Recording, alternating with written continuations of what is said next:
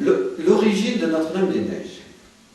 Nous avons parlé la semaine dernière de cette découverte par le Père, grâce au scoutisme, de cette dévotion à Notre-Dame-des-Neiges, puisque de son temps, il n'y avait que les scouts de France. Il a fait sa promesse scout en 1926, et donc Notre-Dame-des-Neiges était vraiment la guide de tous les scouts de France de son temps. Cette dévotion a grandi en lui, et particulièrement en 1930, il participe avec sa troupe scout à Privas à l'érection de la statue de Notre-Dame-des-Neiges au cirque des Gavarnie.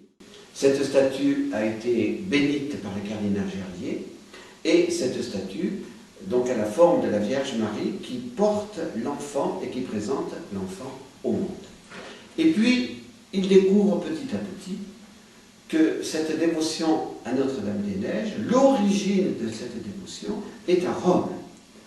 Et c'est cela qui va motiver un peu plus sa dévotion à Notre-Dame-des-Neiges. Donc, que se passe-t-il à Rome? Rome, en l'an 358, s'est développée au niveau de la chrétienté. Depuis l'an 312, l'empereur Constantin a signé l'édit de Milan, l'Église est en paix, et de plus en plus de membres de l'Empire romain entrent dans l'Église.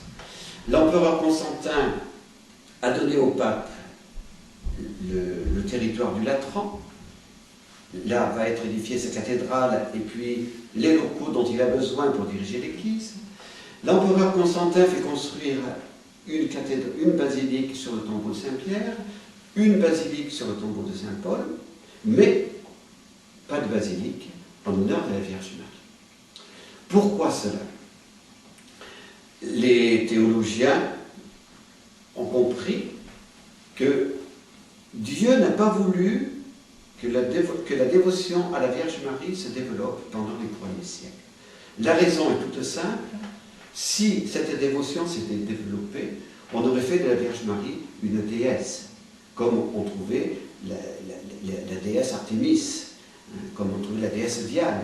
Donc, pour éviter cette confusion, la dévotion à la Vierge Marie, qui existe depuis le temps des apôtres, était restée très discrète. Et puis voilà que, en 358, dans la nuit du 4 au 5 août, la Sainte Vierge se manifeste, donc par une vision, à un couple romain, un patricien Giovanni et à son épouse. La Sainte Vierge vient leur demander qu'une basilique soit érigée en son honneur, et ils doivent aller trouver le pape Libère et se rendre sur le mont Esquilin, où un signe va leur être donné. Donc, le patricien, son épouse, vont rencontrer le pape Libère. Ils vont sur la colline du mont Esquilin, et là, ils découvrent une neige qui recouvre le sommet de cette colline. Cette neige, dirons-nous, est miraculeuse. Nous sommes dans la nuit du 4 au 5 août.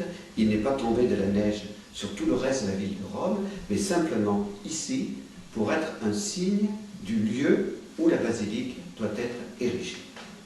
Le pape va tracer l'emplacement de la basilique, et nous trouvons toujours à Rome, on peut dire dans la basilique Sainte-Marie Majeure, dans la chapelle où se trouve l'icône de Saint-Luc, au-dessus, nous avons la reproduction de cet événement historique qui est solidement attesté, où le pape Libère trace l'emplacement de la basilique.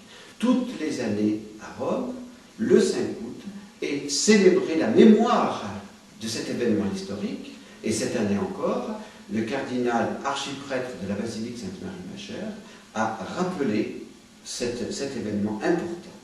Et donc, nous pouvons dire que la dévotion à la Sainte Vierge ne s'est pas développée parce que des hommes l'ont voulu, mais parce que Dieu est intervenu. Et Dieu est intervenu par ce signe de la neige. Donc, cette dévotion à Notre-Dame-des-Neiges est une dévotion des plus anciennes que nous ayons dans l'Église l'Église romaine. Et c'est la raison pour laquelle le Père a eu cette dévotion importante à Notre-Dame-des-Neiges. À partir de 431, puisque le miracle, ou le signe miraculeux, puisqu'on pourra toujours dire la neige n'est pas un miracle, puisqu'il peut tomber de la neige, pour le Tour de France, il tombe de la neige des fois au mois de juillet. Donc ce n'est pas un miracle à proprement parler. Donc le signe miraculeux a été donné pour des raisons. Si Dieu a donné ce signe de la neige, c'est certainement pour des raisons. Donc le Père rappelait souvent que la neige était ce que nous pouvions voir de plus blanc. Nous n'avons aucune couleur dans la nature qui soit plus blanc et plus étincelant que la neige. Voilà. Et donc, ce signe de la neige va symboliser à Sainte Marie Majeure la maternité divine de la Vierge Marie. Puisque, en 431, le Concile d'Éphèse va déclarer que Marie est mère de Dieu. Et c'est à partir de 431 que cette basilique libérienne, qui était petite, va être agrandie pour avoir les dimensions de l'actuelle Sainte Marie Majeure. Et depuis cette année 431, nous pouvons dire que la dévotion Notre-Dame-des-Neiges est liée à la dévotion Marie, Mère de Dieu. Et cela est très important pour nous et pour notre pèlerinage, parce que nous voyons très bien que nous ne venons pas ici pour honorer seulement la Vierge Marie qui prendrait la place de Dieu.